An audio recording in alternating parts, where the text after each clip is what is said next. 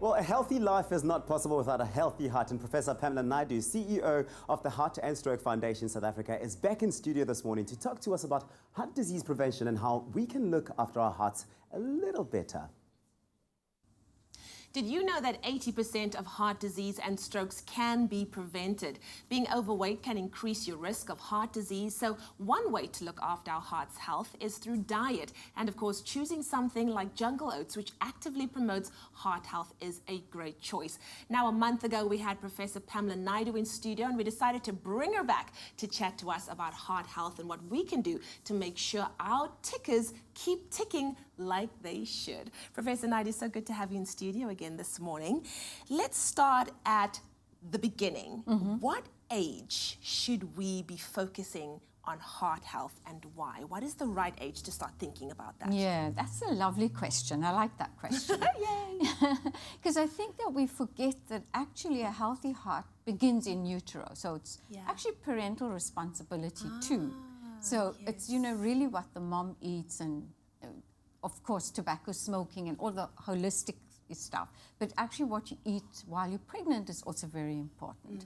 So I would argue that from birth you should be really worrying about a child's heart health, because we're finding that obesity rates amongst children is increasing dramatically around the world, including in South Africa. And of course, you know, the more obese or overweight one is, whether it's a child or an adult, the more problems you're going to have. And then it's a cumulative effect.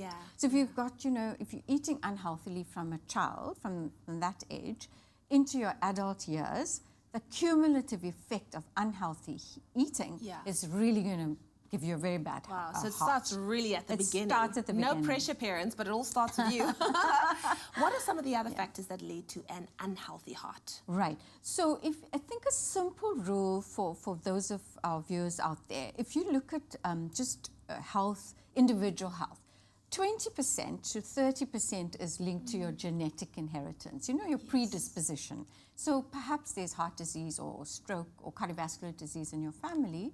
That's only 30%. 70% really does relate to your lifestyle factors, but lifestyle is also very loosely used. So what do we mean by that? There's a couple of key things that one should remember.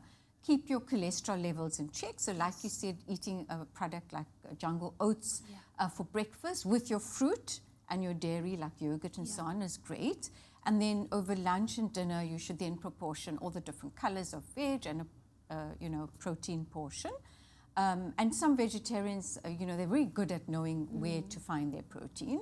So you should do that. And then an additional factor is obviously physical inactivity. So if you take the combination of factors, physical inactivity, high blood pressure, so hypertension, it's an absolute killer as well. And then the last but not least is tobacco smoking. So even one cigarette is a no-no.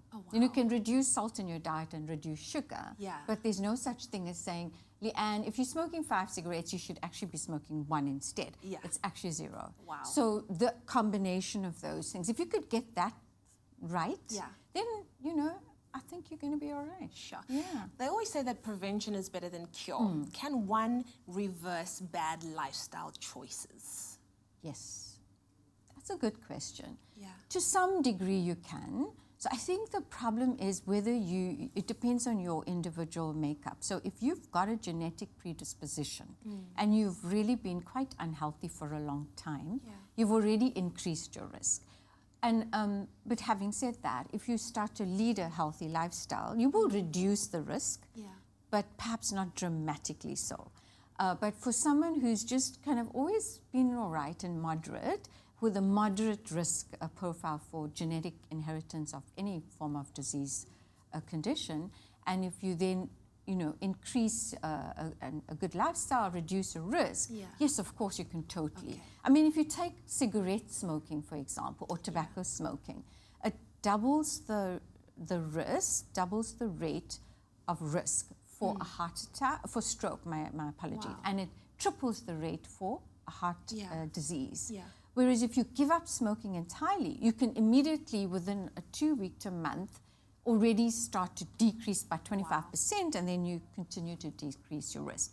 So it's not easy work, but it's doable. But it's worthwhile. And it's worthwhile. It's worthwhile at the end. Can't you just stay here? Can we have you like on speed dial 24/7?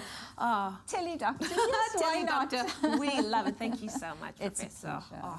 Now, in a world where we really are what we eat, it's good to know that through lifestyle changes, regular exercise, and of course the correct nutrition, we can reduce some of the negative effects of bad previous choices. So if you feel like you need a second chance, now's the time to make that change.